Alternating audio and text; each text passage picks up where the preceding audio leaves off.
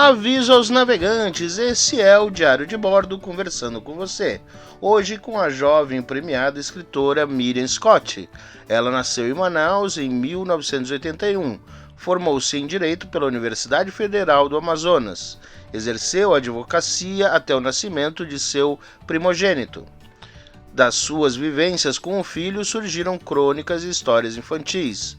Momento em que resolveu dedicar-se totalmente à escrita e publicar seus primeiros livros.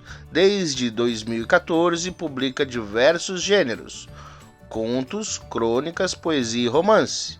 Entre eles, O Menino que Só Queria Comer Tomate, Mulheres Jovens, Uma Guernica Inacabada e A Língua que Enlaça Também Fere. Em 2020, venceu o Prêmio Literário de Manaus com o original Terra Úmida, a ser publicado em 2021. É cronista do jornal A Crítica. É mestranda em Literatura e Crítica Literária pela PUC São Paulo. Essa é Miriam Scott.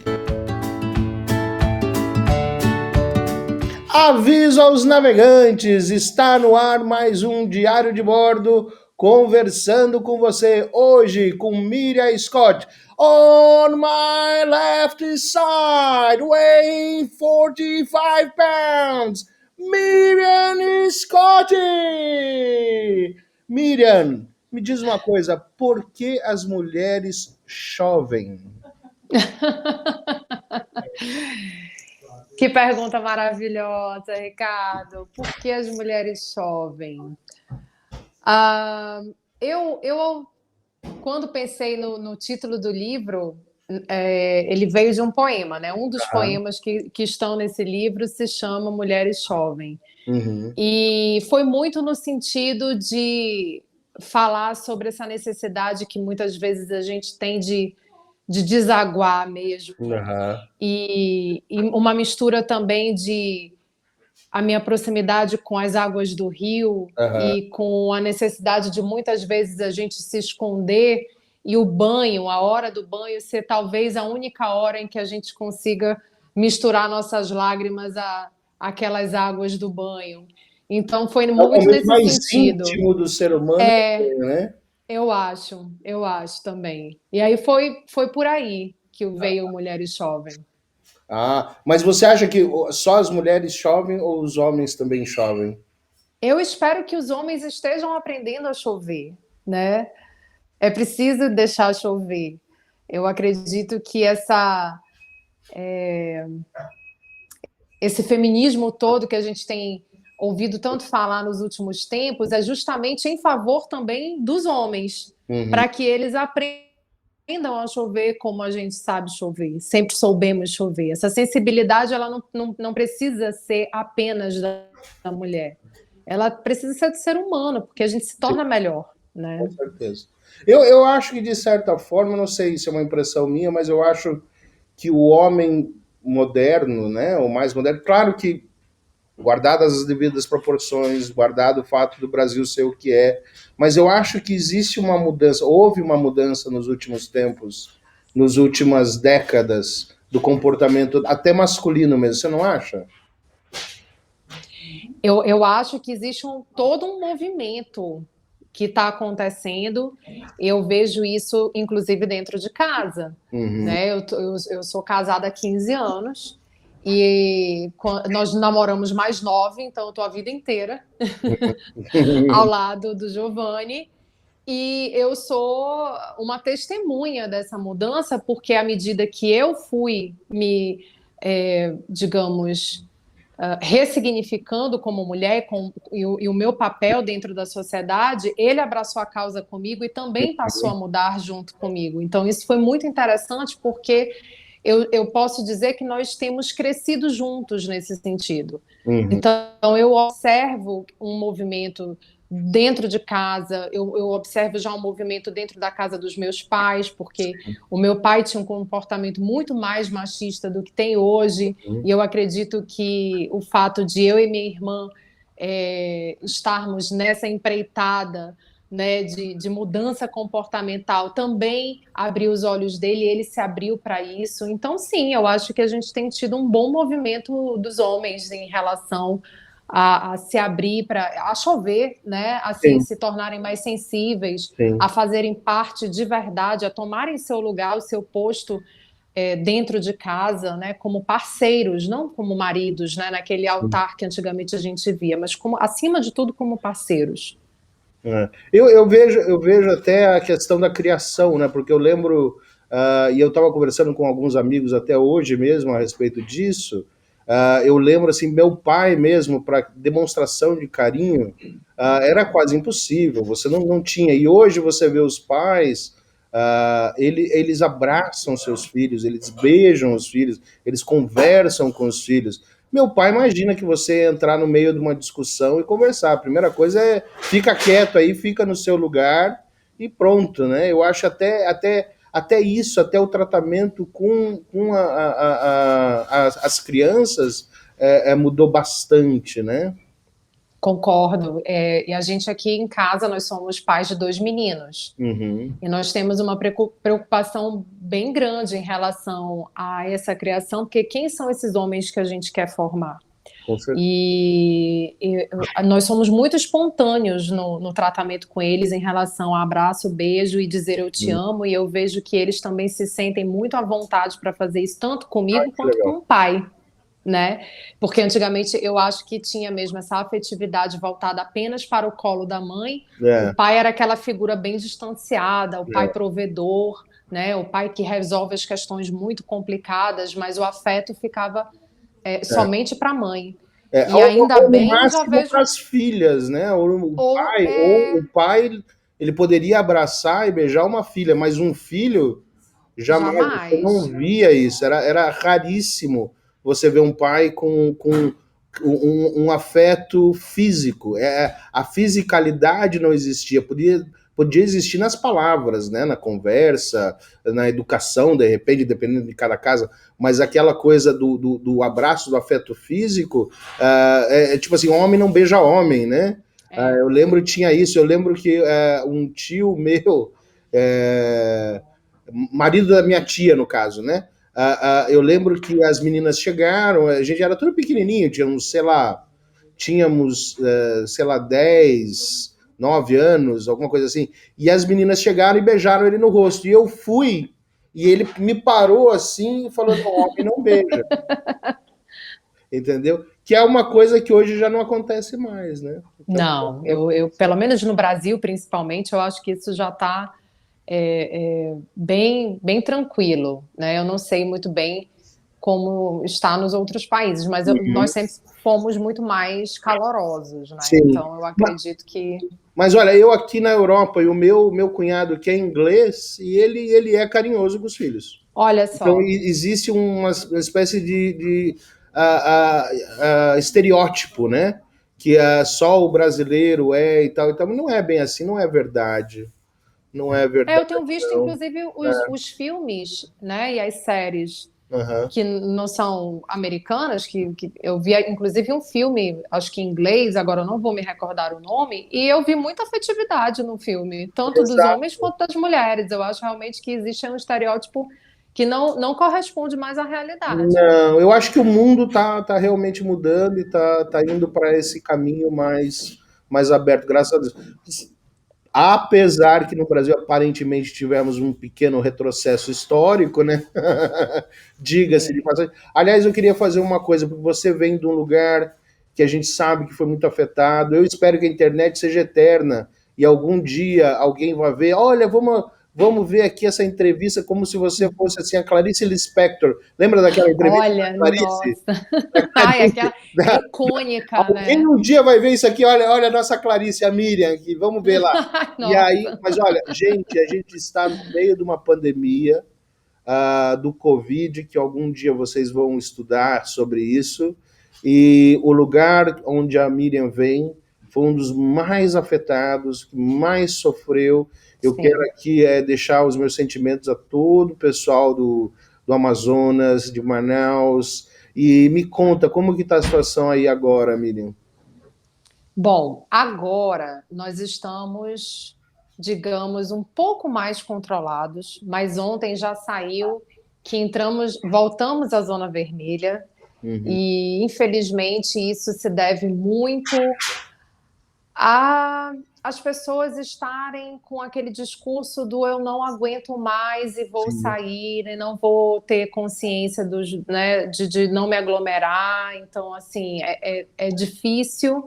Hoje o governador, como, digamos, eu não sei se ele aplicou multa, Uhum. mas ele fechou os bares que estavam podendo ainda funcionar, fechou por 15 dias, porque foi uma aglomeração tão absurda nesse fim de semana que ele teve que tomar essa providência. E, enfim, vamos ver no que vai dar, porque já começou um pequeno número de casos a subir. A gente estava bem controlado, a vacinação está acontecendo, mas a velocidade do vírus é muito maior. Então, Uhum. se as pessoas, né, acharem que já estou com a primeira dose tomada, posso fazer o que eu quiser, Não, infelizmente a terceira onda vem aí. não. Né? E essa é a expectativa de que, infelizmente, a gente vai passar pela terceira onda, sim. É. Não, aqui você vê que as propagandas que eles põem em rádio, TV e tal, quando fala das pessoas vacinadas, fala, olha, você foi vacinado, mas você ainda tem que manter as precauções, porque você ainda pode carregar o vírus. Então se deixa bem claro que não é a vacina protege você, mas você ainda pode carregar nas suas mãos, entendeu? Isso. Alguma coisa. Então assim, você ainda tem que manter os procedimentos. Isso era o problema da história de lançarem aquela ideia de que você tinha um tratamento prévio para aquilo, porque daí a pessoa achava, ah, não, eu tomei a tal da cloroquina, agora eu estou prevenido, então eu não pego, então eu posso fazer o que eu quiser. Entendeu? Então isso é uma das coisas que é uma das causas, né, do que aconteceu Um aí. dos maiores absurdos que a gente passou nos últimos tempos foram as fake news, assim, realmente, e Exatamente. viraram uma verdade absoluta, a tal da pós-verdade. A pós-verdade. E, e Putz. é muito difícil a gente, inclusive, fazer. Eu tive grandes embates porque eu compro a briga mesmo. E é muito difícil porque as pessoas elas ficam convictas de uma coisa que é absurda se elas parassem para pensar um pouco. É Uhum. tão absurdo, mas a gente vive tempos em que tá tão, sabe, as pessoas estão sem querer ouvir umas às outras. E É, eu eu digo acho, até que às vezes eu não quero ouvir também, eu também sim, peco por não sim, querer escutar, sim. sabe? Eu também já quero partir para um discurso mais fervoroso. E eu acho que é preciso que os dois lados se acalmem Sim. para a gente entrar em ordem de novo. É. O meu objetivo, quando eu comecei o canal em fevereiro, era um objetivo de diálogo, entendeu? E dialogar com ambas as partes. E tanto é que eu não bato na questão política partidária. Uhum. Eu não bato, entendeu? Eu falo, olha, vamos deixar. Para mim, não é que eu não tenha partido, não é que eu não acho importante, mas eu acho que nesse momento o diálogo é mais importante Sim, e a questão partidária, entendeu? Porque é isso que eu tenho sentido falta nas pessoas no Brasil. Isso que você está falando, é o ouvir o outro, né? É o é, conversar, né? é. Conversar não é um monólogo, né? Você fala uma Sim, coisa, eu falo uma coisa, a gente põe uma opinião, você põe uma opinião e a gente vai conversando. E as pessoas têm se fechado num monólogo. Agora, assim, não interessa os porquês, o como, porque assim, entendeu? Não tem como reparar tanta coisa passada, entendeu? Acho que a gente tinha que traçar um limite. Olha, daqui vamos tentar mudar a atitude, né? Porque não tem como recuperar, entendeu? Porque são dores, mágoas, assim, muito profundas de ambas as partes, entendeu? Não estou defendendo nenhuma sim, das partes, ambas as partes, sim. entendeu? Então é bem complicado. Mas, minha querida, nós estamos aqui também para falar da escritora Miriam. Miriam, você diz assim: quando nasceu meu primogênito, eu resolvi escrever, mas eu não sei. Eu vejo a Miriam pequenininha lá, com 9, 10 anos, escrevendo história. Quando que o bichinho da arte te mordeu para você começar a virar escritora? Ai, eu acho que eu fui mordida pelo bichinho da arte primeiro como leitora, porque Ah, eu realmente Desde muito pequena, eu sou apaixonada pelos livros. Aham. Na verdade, eu comecei sendo apaixonada por aqueles disquinhos coloridos que contavam histórias. Ai, lembro. Eu não sei se você lembra disso, mas eu tinha Lembro. uma coleção de discos coloridos Eu tinha do Rei e eu Arthur, o azul. assi- Lembra o dele? azul, eu tinha o azul, verde, vermelho, É. amarelo. Então, assim, eu furei aqueles discos, com certeza, porque eu escutei, reescutei muitas vezes. Aham. Quando eu aprendi a ler, eu tive assim a felicidade de a minha avó ser professora, morar conosco, e eu ficava lá olhando ela dar aula para os alunos particulares dela, né? Ela era Aham. professora de aula de reforço. Aham. E eu ficava encantada com a história das letras. Número até hoje não é o meu forte, eu confesso. Mas as letras, elas, para mim, elas dançavam na minha frente. E eu fiquei tão interessada que ela começou a me chamar para participar e eu, com 5 anos, comecei a ler. Então, eu fui alfabetizada pela minha avó. Ai, que bacana. E foi tão incrível. E assim, eu não tenho qualquer recordação de ter sido um sacrifício. Eu fui porque eu quis, né? E fui aprendendo ali com ela no dia a dia. Comecei a ler cartazes. Então, não houve aquele processo da alfabetização, daquela coisa de ser difícil, de eu chorar. Eu não tenho essa Sofrida. lembrança. Não foi sofrido. Aham. E aí, quando eu comecei a ler, eu acho que eu queria ler por conta dos livros de histórias, então eu pude ler sozinha, né? Eu pude abrir meus livros de história e ler.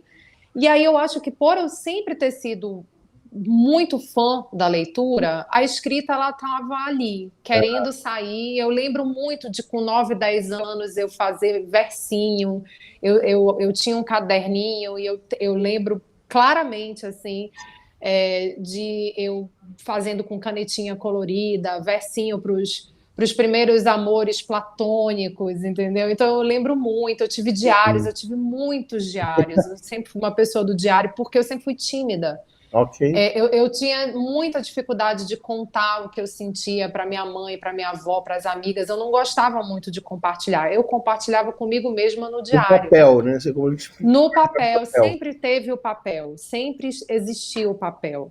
Ai, que E legal. aí, esse despertar para a escrita profissional, ela aconteceu porque, como eu fui para o direito, Hum. eu abandonei, né, esse lado da escritora, né? Então, Uhum. assim, nem não cultivei, não continuei, me dediquei de verdade ao direito e achava que seria a profissão para o resto da minha vida. Assim, eu tinha Aham. muita convicção disso. Também escolhi consciente, não foi uma coisa que me impuseram.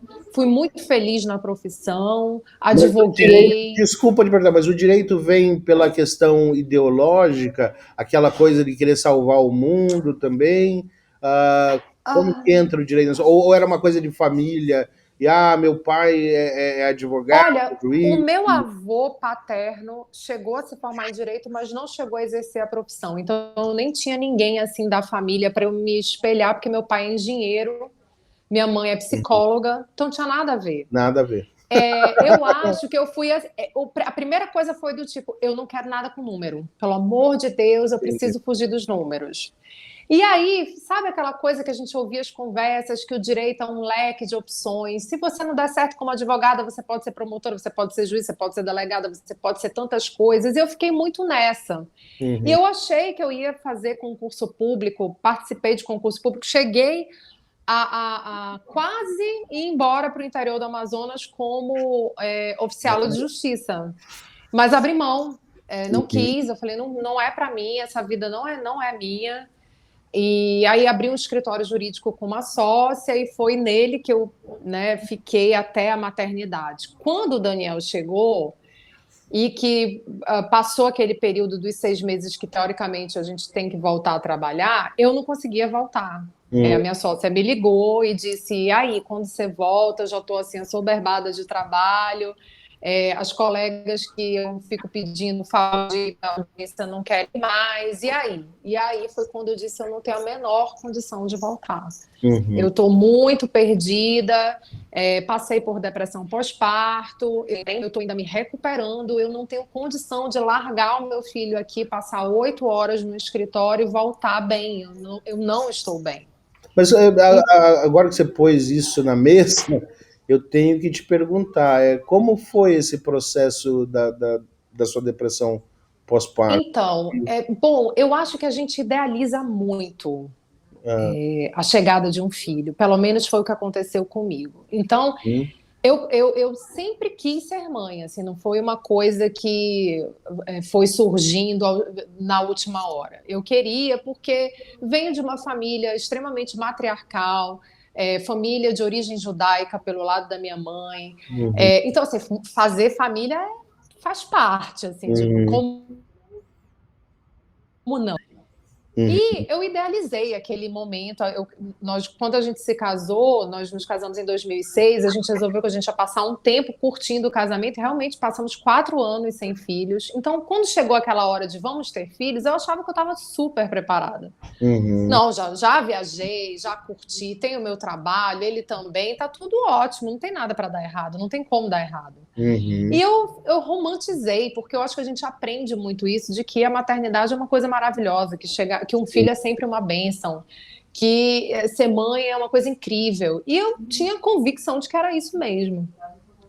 Só que assim, na gravidez eu já padeci, porque foi uma gravidez complicada, que me exigiu ficar de repouso durante muitos meses. Eu tinha uma infecção urinária atrás da outra, tive um parto prematuro, ele precisou ficar na incubadora quase 2 dias, a minha pressão subiu, eu não conseguia sair do hospital. Então, já foi, assim, tudo diferente do que eu estava esperando, uhum. né? Já começou por aí. Então, quando eu cheguei em casa, com aquele pacotinho no braço, que eu olhei e disse, e agora, o que que eu faço? Eu afundei. Assim, eu afundei mesmo, porque o corpo estava todo dolorido. Cadê o prazer em amamentar uma criança se eu estou dilacerada, eu estou cheia de dor? Ninguém me disse que doía desse jeito, sabe? Uhum, Todo mundo só falava que é fantástico, que o bebê sai e você já ama imediatamente. Eu não senti absolutamente nada disso, só sentia dor. uhum, Então, eu acho que eu fiquei tão frustrada com toda a expectativa que eu gerei em cima dessa maternidade maravilhosa e romantizada da minha cabeça, que eu desabei.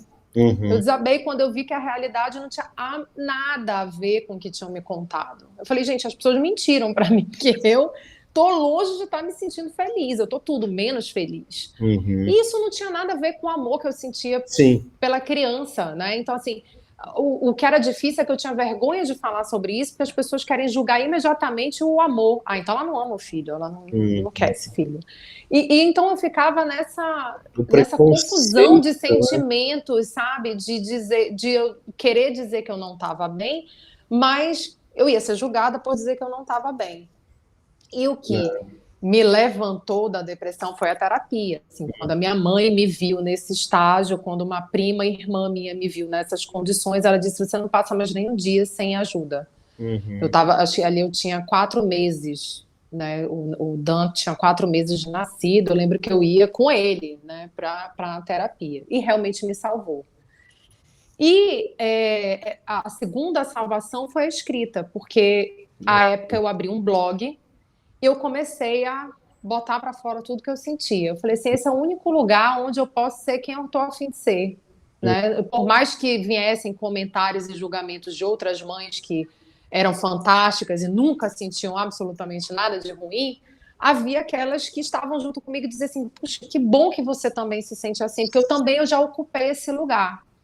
Então houve ali, a gente chamava a época de blogosfera materna, ó, houve uma irmandade, sabe? Eu encontrei o meu lugar. Falei, finalmente eu tenho um lugar para falar honestamente o que eu estou sentindo. E aquilo virou meu diário, né? Eu escrevia quase que todos os dias. E eu não queria, porque tinha algumas mães que utilizavam os blogs para fazer propaganda de roupinha, de fralda, começaram a ganhar dinheiro com isso, e eu não tinha a menor intenção de virar comercial. Eu queria escrever o que eu estava sentindo. E essas crônicas foram tão fortes que as pessoas começaram a dizer: por que você não transforma essas crônicas em livro? E aí eu comecei a pensar sobre isso. Eu falei, de repente, será? E nisso o Dan já estava ali com seus 2 aninhos, falando os Terribles 2, e a gente já naquele embate, né? Não vou fazer isso. Vamos tomar banho? Não. Vamos comer? Não.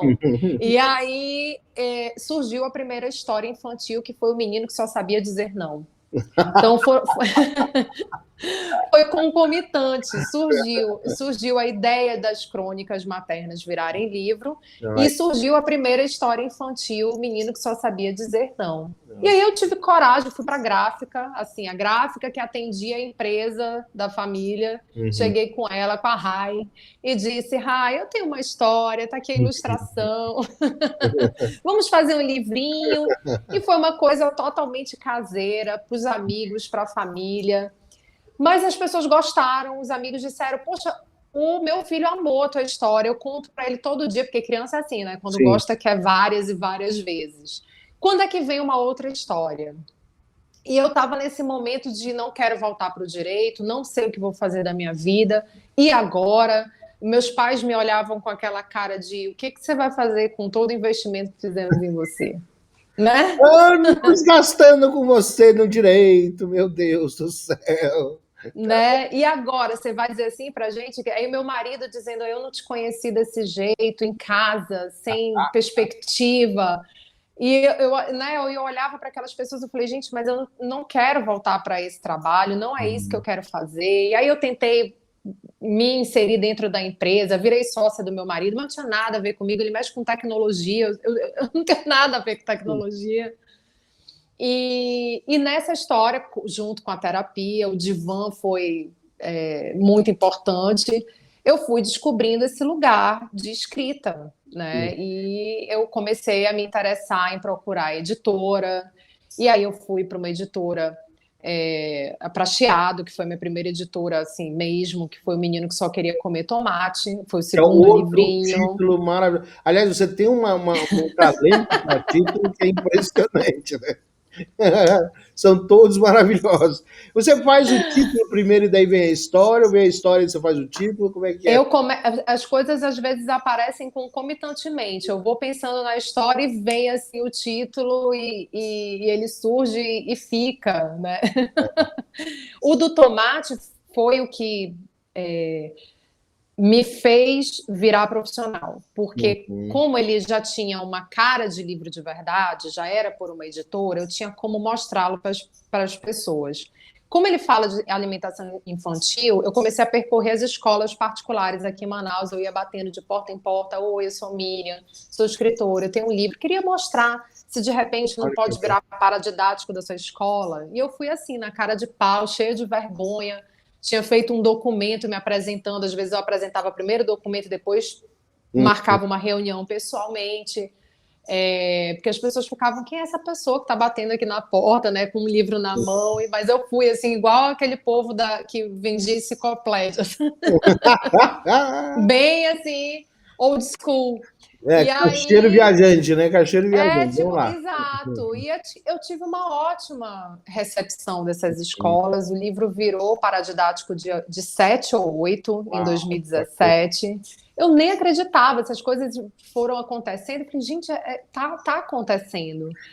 E quando isso aconteceu, eu falei, eu quero agora estar dentro das escolas contando a minha história para essas crianças. Então, aí eu fazia os dois movimentos, de apresentar o livro para ser paradidático e de contar as histórias para as crianças e, quando eram mais velhas, de bater um papo sobre leitura, né? Então, eu consegui fazer mais ou menos esse trabalho aí em 2016, 2017, foi quando realmente eu me engajei. Olha, você tá. Eu sei que tinha sumido. Sim. Não sumi, não. Olha. E aí, de 2016, 2017, eu comecei a sentir necessidade de estudar. Eu falei, chegou um momento em que eu não quero mais brincar de escrever. Eu acho que se eu quero continuar nesse ofício, eu preciso saber o que eu estou fazendo. Eu quero evoluir para histórias para adultos, eu não quero ficar só no mundo infantil, mas eu não sei como fazer. E aí foi quando eu comecei a procurar oficinas de escrita. Mas você é bem E prolífica, né? Porque pelo que eu vi, você já tem vários livros e tem os contos, sim, o romance, ou seja, mas todos eles surgiram a partir das oficinas. Eu ó, comecei a fazer a oficina em 2016. Aí eu já tinha publicado 3 livros, quatro, 3 infantis e um de crônicas que já estava pronto, que era o do blog, né? uhum, Como eu queria evoluir para o mundo adulto, começar a escrever contos, quem sabe um dia escrever romance, que eu achava que eu jamais conseguiria, olha, eu disse, não, eu preciso estudar. E aí aqui não tinha nenhuma oficina de escrita criativa, alguém trouxe uma editora chamada Vanessa Ferrari, de São Paulo, que ela passou uma semana aqui em Manaus fazendo esse curso. Foi o primeiro e único que teve por aqui, pelo menos que eu tive notícia. E uhum, foi incrível, assim, minha mente fez assim. Falei assim, agora é isso que eu preciso. E aí, com essa sede de querer aprender, eu encontrei um curso online, que era do Tiago Novaes, que foi assim um divisor de águas para mim, porque aí eu fiz 4 meses, publiquei um conto numa antologia com essa turma. A minha turma era maravilhosa, eu tenho eles como amigos até hoje. Formei esse grupo de pessoas que estão na mesma vibe da escrita, que troca figurinha, um lê o texto do outro. Isso foi muito importante porque eu não tinha para quem mostrar o que eu fazia. E uhum, o escritor precisa encontrar a turma dele. É muito difícil você escrever e você não ter para quem mostrar para dizer assim, olha, tá bom, ou muda o caminho. Que uhum, não seja profissional, porque eu pago hoje em dia revisão, sim, mas às vezes você precisa pelo menos de algum que tenha noção para dizer assim, essa minha ideia é boa, dá para seguir adiante. uhum. Então, essas pessoas são muito importantes assim na vida do escritor. E aí eu fui emendando da oficina de escrita criativa, emendei para de preparação do romance, da de preparação do romance eu fiz oficina de poesia, e aí surgiram os livros de poesia. Uhum, Da de poesia eu fiz mais uma online de escrita criativa, depois, ano passado, eu fiz mais uma, acho que eu fiz mais 5 no total. E uhum, em cada oficina dessa que eu fazia, eu ia produzindo. Fui correto. produzindo vários contos, fui produzindo romances menores, mais para novela, que foi o Quem Chamarei de Lá, que ele tinha virado e-book. Olha, Eu adoro esse título, inclusive. O Quem Chamarei de Lá, ele é bem contemporâneo e ele é um romance de formação uhum, de uma menina dos 22 aos 30 anos. uhum, Quando eu coloquei esse e-book para venda, ele deu muito certo. Ele teve, como eu botei no formato do Kindle Unlimited para as pessoas baixarem mesmo, ele era muito baixado. olha, E uma dessas colegas do meu curso de escrita criativa trabalha só com livros para participarem dos editais para os livros do MEC. E uhum. ela disse assim: Eu adorei o teu livro para participar de um edital. Eu queria saber se você topa. E aí eu falei, claro. E topei, o livro está com ela, eu já tirei, ele teve que sair do e-book, hoje em dia ele não está mais disponível, porque ele está sendo editado para participar do edital. E aí, se tudo der certo e o edital, né, deixar ele fazer parte do plano, ele vai estar disponível para venda ano que vem. Né? Então, assim, foi um romance que eu comecei despretensiosamente e ganhou um outro lugar que eu nunca esperei.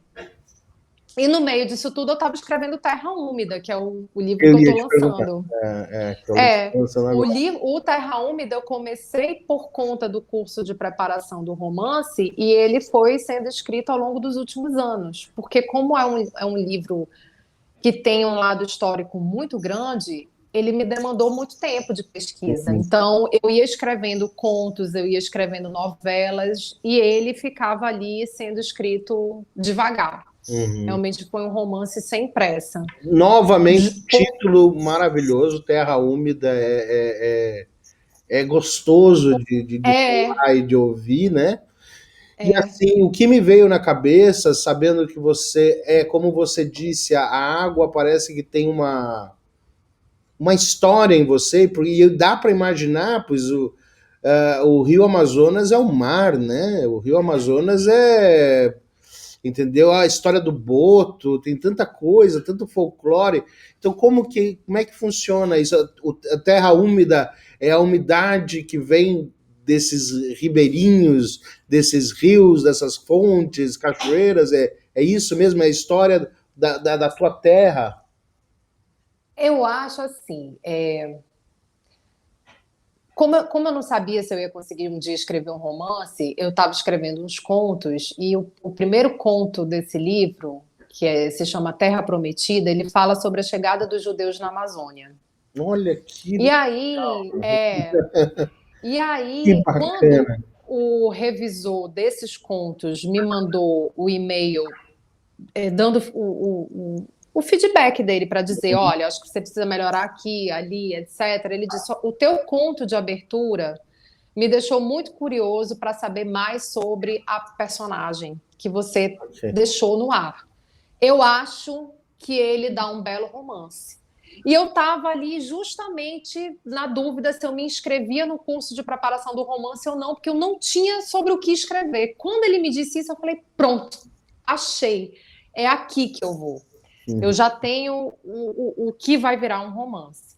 Uhum. E eu acho, sabe, Ricardo, que eu precisava desse resgate, porque o Terra Úmida, ele foi responsável por uma transformação. Eu não sou a mesma Miriam de 2017, definitivamente. Primeiro, porque eu sempre fui uma pessoa que, ao longo dos anos, fui dando as costas para o Rio, de Uhum. verdade. Eu sou uma pessoa extremamente urbana, eu sou uma pessoa um pouco avessa a estar me embrenhando na mata e tomando banho de rio, etc. Eu fui me distanciando ao longo dos anos. Uhum. Quando o Terra Úmida me chamou, e esse título ele me veio porque o Terra Prometida me parecia um título um tanto religioso demais. Eu não queria que Se ficasse tivesse essa com muita cara ligação com a religiosa. religião, entendi. É. Uhum. E aí esse título veio por causa da personagem incomodada com o calor abafado de Manaus, porque ela tinha vindo do Marrocos. E Ok. essa umidade gigantesca, porque a gente praticamente respira água aqui, a nossa umidade está sempre em 85%, 90%. Ela falou, né, na história, em algum momento eu escrevi essa terra úmida. Eu falei, pronto, eu tenho o título, agora eu tenho o título do livro. Uhum. Então foi por causa da personagem. E esse livro me fez eu resgatar primeiro a minha própria história, Uhum. porque eu fui me aprofundar na história do porquê da minha família ter vindo para o Amazonas. Lógico, eu já sabia uma grande parte, mas eu não sabia todos os detalhes. E aí quando a gente se volta um pouco para a nossa história e se volta para as pessoas mais velhas, né? Uhum. Assim, eu disse, caramba, quanto tempo eu perdi? Por que que eu não fui atrás dessas pessoas antes? Por que que eu não fui procurar essas histórias antes? Por que só agora? E, Mas elas ainda e aí estavam lá fui eu. vivas, elas ainda estavam vivas, Então, ia a minha fazer. avó não. A minha avó não, né? Então eu fiquei muito chateada comigo mesmo por conta da minha avó não estar mais viva, mas à época Uhum. ainda estava vivo. Meu tio avô, que foi de grande ajuda. Engraçado, foi assim, a nossa última conversa antes dele falecer foi para o Terra Úmida. Foi num Dia dos Pais. Bacana. Olha. Em 2018, nós sentamos juntos e aí eu tirei todas as dúvidas que eu queria. E em outubro ele faleceu. Então, assim, nem eu sabia que ia ser a última conversa e foi. Um registro histórico Então, pessoal também, né? é um registro histórico pessoal. Então, assim, o livro foi muito importante porque ele me fez olhar de volta para o Rio. Eu fui para interiores que eu nunca tinha ido. Eu fiz passeios na cidade que eu nunca tinha me dado o direito de fazer. Eu fui saber melhor a história da borracha, dos seringais, dos seringueiros, dos nordestinos que vieram para cá, dos judeus, dos árabes, dos sírios, dos ingleses, dos espanhóis. Eu fui atrás de tudo por causa do Terra Úmida. Então, Manaus é Então, uma Babilônia, então, do. É uma Babilônia, e assim, é esse início do século XX, nós éramos a Paris dos trópicos, era uma riqueza absurda, absurda, era Teatro, né? O muito teatro de dinheiro. Manaus O é um teatro era dos mais mais lindos do Brasil, se não os o mais lindo, né? grandes coronéis dos seringais fumavam com notas de dinheiro. para Meu, você ver. é. O É uma Brasil dos coisa absurda que contrastes, né, aconteceu. Miriam? O Brasil dos contrastes, né? Putz. É inacreditável o que acontecia. É. E então eu me obriguei a passar meses estudando a história do início do século XX, do final do século XIX. E atrás, fui para o Marrocos, porque eu queria saber como era a Tânger do meu bisavô, né? Porque meu bisavô veio de Tânger, que é bem no norte da África, é uma zona portuária, que por isso que era tão fácil os judeus irem e virem ali da Espanha, de Portugal. E então eu fui em agosto de 2019 para fechar o livro. Eu já estava assim, já nos finalmente, já querendo terminar a história. E aí foi quando eu viajei e fiz exatamente o percurso deles. Eu queria atravessar de ferryboat. Então eu fui para a Espanha, atravessei o Estreito de Gibraltar e voltei pelo Estreito de Gibraltar para poder eu enxergar a mesma paisagem que eles tinham enxergado, aquela África sendo deixada para trás. Eu queria ter essa sensação. Uhum. E aí foi quando eu finalizei o livro, né? Eu falei assim, 2000, foi outubro mais ou menos, eu disse, acabou, eu preciso lançar esse livro. Só que não deu certo. Não deu certo, eu tinha uma editora à época que não deu certo, eu marquei 2 vezes, não deu certo de jeito nenhum. Aí eu lembro que eu fiquei extremamente frustrada, falei, essa história está pronta. E aí eu disse, esse romance não é para nascer, eu tô desde 2017, né, escrevendo, deixa ele para lá. E aí, nesse dezembro de 2019, o mestre Milton Atum estava vindo para Manaus lançar o livro dele. E aí eu vou a todos os lançamentos do Milton, e é sempre no Largo de São Sebastião, na banca do Largo. Quando que ele E vai aí lançar o livro 3 da série dele lá? Porque eu acho que talvez, se tudo der certo esse ano, né? Se a Ah, pandemia permitir. eu tô seguindo lá, eu quero também. E aí eu nunca me esqueço da data, foi no dia 8 de dezembro de 2019, lá estava eu. E aí eu entreguei meu livro de poesia para o Milton muito timidamente, né? Assim, olha, né, tá aqui meu livro e tal. Aí ele, enquanto ele autografava o dele para mim, ele olhou para mim e disse assim: "Você tá escrevendo?" Aí eu falei: tô terminando um romance. Ele disse: "Sobre o quê?" Aí eu falei: "Sobre a chegada dos judeus na Amazônia." Aí ele balançou assim a cabeça, ele disse: "Essa história precisa ser contada. Mas não tenha pressa não. Deixe seu livro descansar."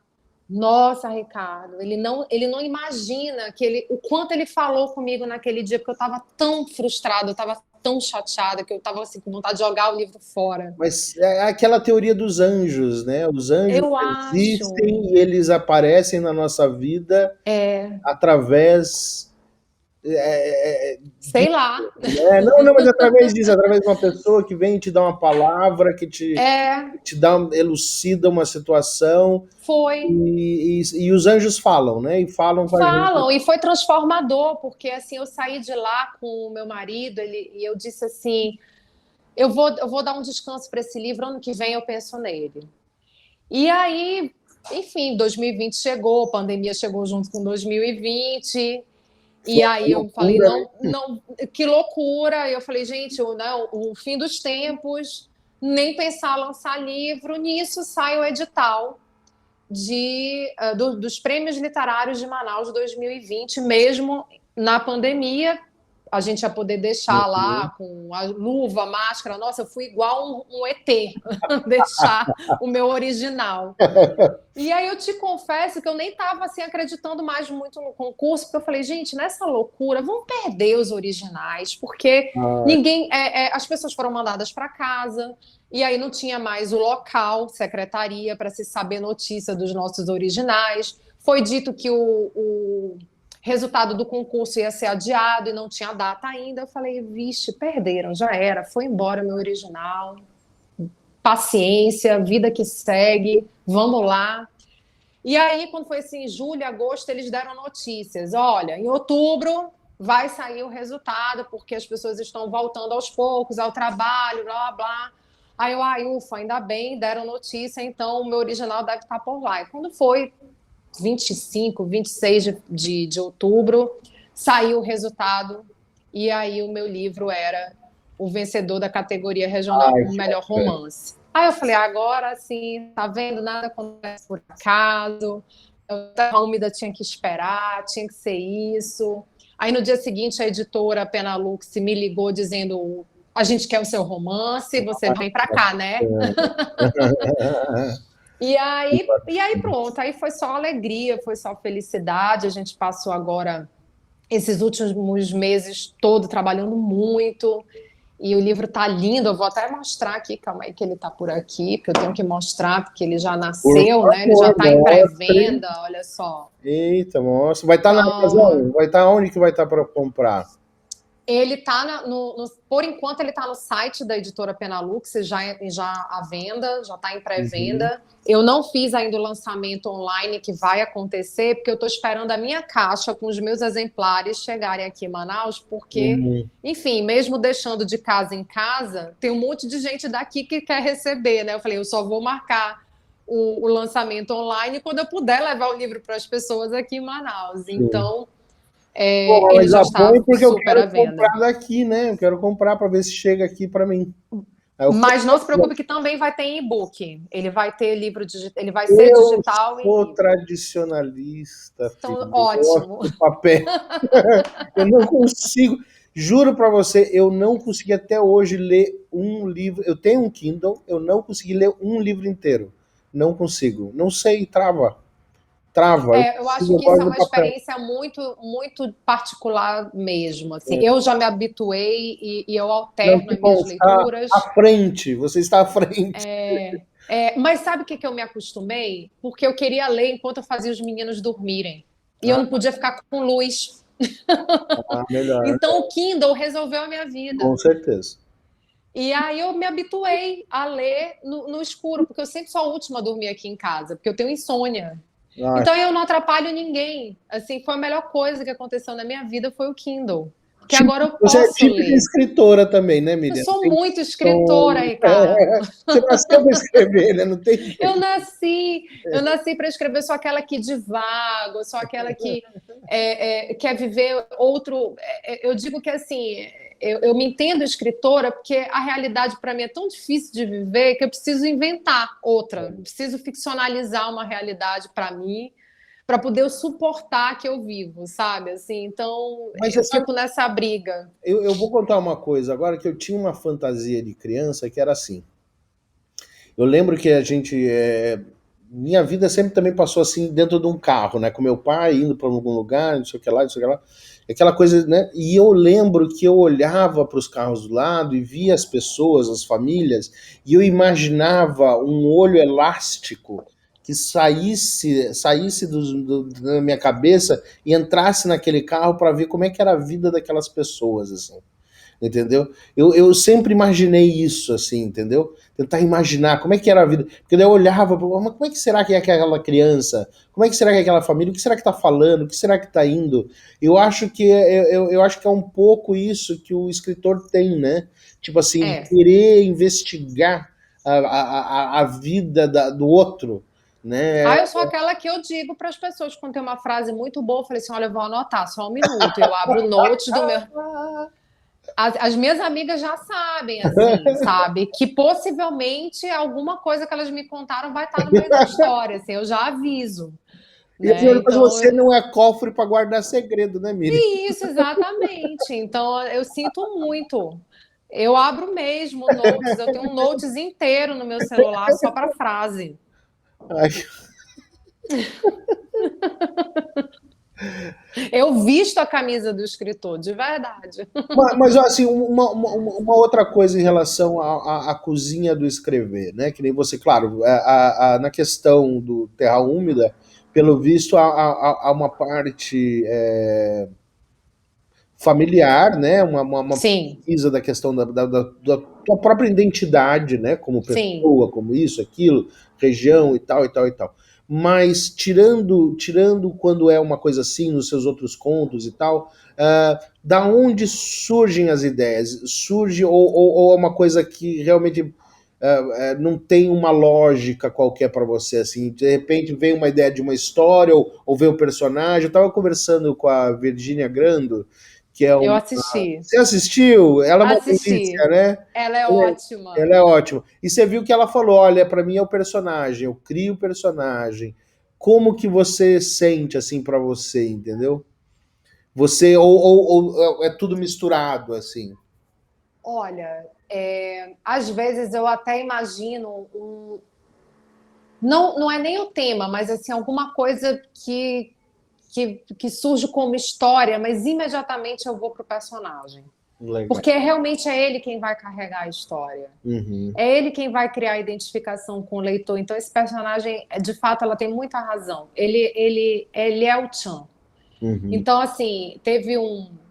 Às vezes eu me crio desafio. Eu, por exemplo, teve uma novela que eu queria escrever uma voz masculina. Eu falei assim: ó, eu já escrevi muitas histórias que me são confortáveis para escrever, porque sou mulher e elas são narradoras, então óbvio que eu me sinto muito à Uhum, vontade. Mas e se, né? uhum, Será que eu consigo, né? Então o Terra Úmida tem inclusive um narrador que foi, acho que o meu primeiro desafio foi dificílimo encontrar o tom do Abner, muito difícil, porque tinha o fator histórico, não podia ser anacrônica, né? O quanto que a voz dele não podia se confundir com a segunda protagonista, que é a mãe, para não ficarem as vozes parecidas. Então já foi aí um desafio.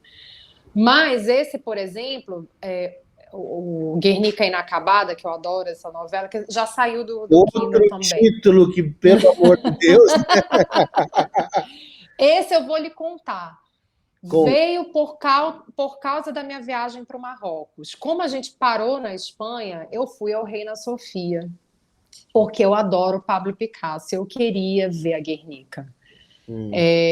E quando eu a vi, eu fiquei extremamente emocionada. A gente não pode tirar foto, né? Eu falei, gente, eu vou guardar tudo isso para mim? Como assim, né? Eu vou ficar eu e a minha emoção aqui? E eu fiquei extasiada com aquela imensidão. Assim, eu não imaginava o tamanho da obra. É, Você se deparar com aquilo frente a frente é muito diferente de você só ter lido sobre, enfim. uhum, E eu, quando a vi e tudo, por que que ela existiu, né? uhum. E a gente nesse movimento de resistência no Brasil contra tudo isso que está Nossa, acontecendo, eu falei, tudo a ver. gente, eu preciso escrever sobre isso e eu preciso de um personagem que essa Guernica seja dentro dele. E a Guernica Inacabada, ele era um artista plástico amazônico, nascido em Iranduba e foi embora para São Paulo. E a grande Guernica dele é toda essa confusão que ele passa na vida familiar. E Uhum, aí, daí o título. uhum, E eu adoro essa história, tirei porque já estou querendo revisá-la para transformá-la em livro de verdade, né? uhum. E então ela já não está mais na Amazon.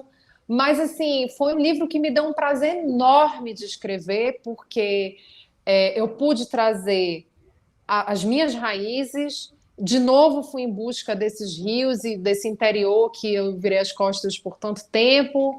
E fui falar também dessa parte artística nossa do norte que é muito desprezada, né? Uhum. Então ele questiona muito que o tempo inteiro ele teve que contar com pessoas do sul e do sudeste para dar a chancela que ele era um bom artista. E Uhum. a gente hoje vê esse movimento de olharem para as coisas que são feitas tanto no Nordeste quanto no Norte. A gente sabe que ali o Sudeste sempre foi quem... O eixo Rio-São Paulo sempre dominou muito a literatura.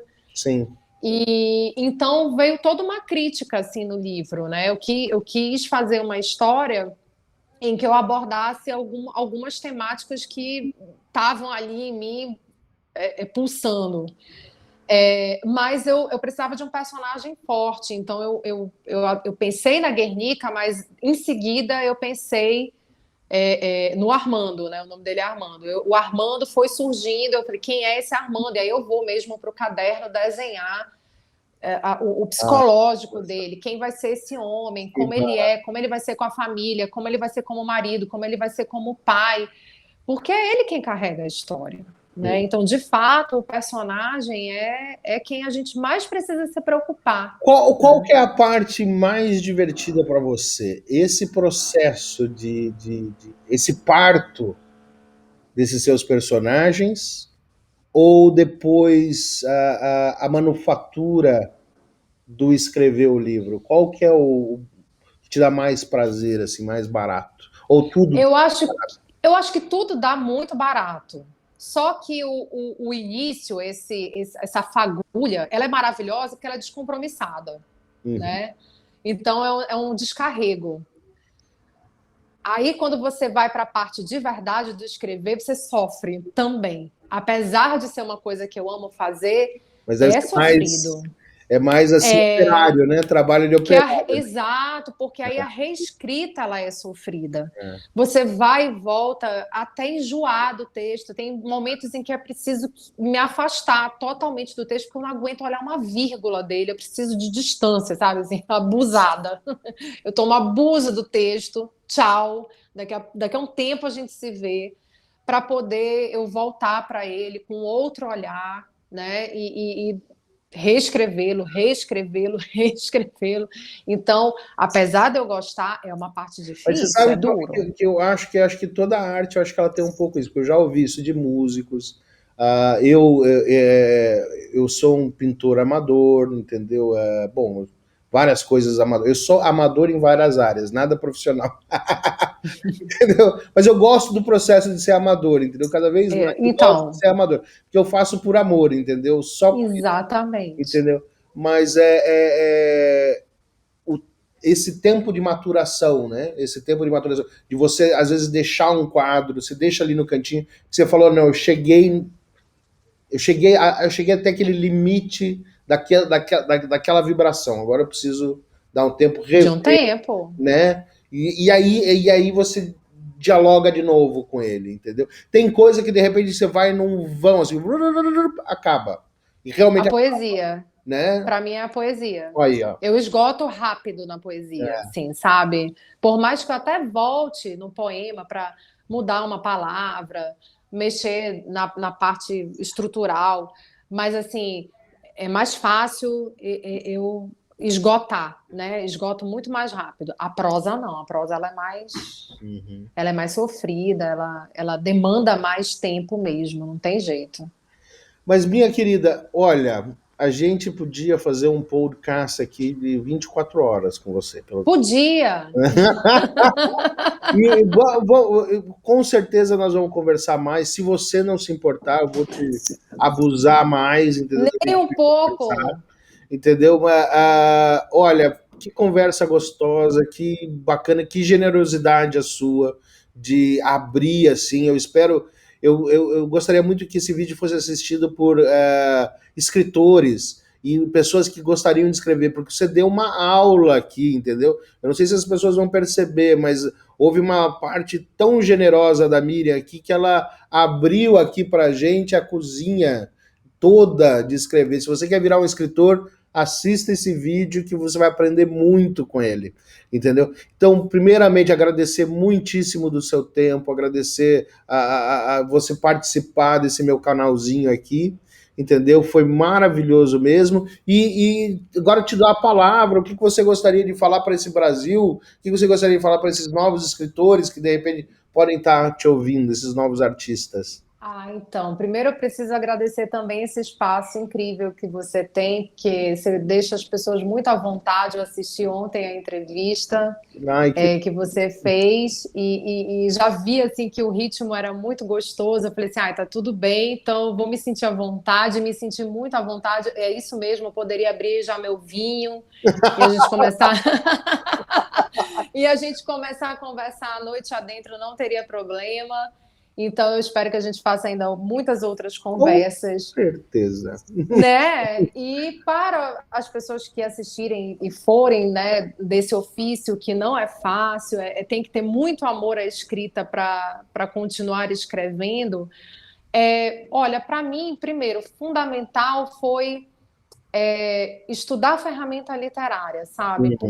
E a gente ter a humildade de achar que não tá bom ainda, que a gente não sabe tudo, que a gente vai aprender mais um pouco todos os dias, que ler é fundamental, ler clássico, ler contemporâneo, mergulhar na literatura de verdade, sem medo de ser feliz, porque eu acho que uma das coisas mais interessantes que eu aprendi nos últimos anos foi essa questão de não ser tomada pela vaidade de achar que, já sei escrever. Isso não existe. Cada livro eu acho que eu consegui evoluir um pouquinho mais e ainda tenho para melhorar. E hoje, se eu fosse reescrever Terra Úmida, provavelmente eu já ia escrever de um modo diferente. Então, eu acho que é saber que você vai aprender sempre, né? Não achar que você está pronto. A gente não vai estar pronto nunca. E não confiar apenas no seu próprio taco, ter sempre alguém para te dizer se tá legal, se não tá, de preferência alguém profissional, da área. É importante uma revisão profissional, é importante uma crítica literária do seu livro, para saber, né, para onde você deve ir com ele. Se jogar nos concursos literários é importantíssimo, porque é muita gente querendo ser escritor, e infelizmente não tem lugar, né, para todo mundo sair publicando, é muito difícil. Então se jogue, mostre seu trabalho, mostre sua cara nos concursos literários. A Não gente apanha desista, muito. né, Não Miriam? desista, não desista. Eu levei jamais. vários nãos, não fui classificada em vários, então assim, ficava chateada, ficava cabisbaixa, mas respirava fundo, vamos embora de novo. Sabe, vá que um dia acontece. E quando acontecer, continue estudando, continue tendo que aprender, porque é isso, é para sempre. É para sempre. Então, E aí fica o meu convite para conhecer o Terra Úmida, né? Vou deixar Terra aqui. Úmida, gente, vai sair nos próximos. Né? Tem Essa uma terra data ou não tem uma data fértil. ainda? Então, a gente está esperando final de abril, início de maio, que a gente possa fazer essa live de lançamento, mas o livro já está em pré-venda, é só acessar o site da editora Penalux, que ele está lá. Manda para mim para eu pôr. Mando. Daí eu ponho Tá. lá para o pessoal te entrar em contato. Ponho o link. Não só Ponho o o Terra link. Úmida, como também o contato para os outros livros também. Tá. Entendeu? Para divulgar, óbvio. Não, vamos. Pode deixar. Eu vou deixar. Então, mas aqui fica meu convite, então, para conhecerem as minhas obras. Terra Úmida é o último filho parido. E estou muito feliz com isso. É isso.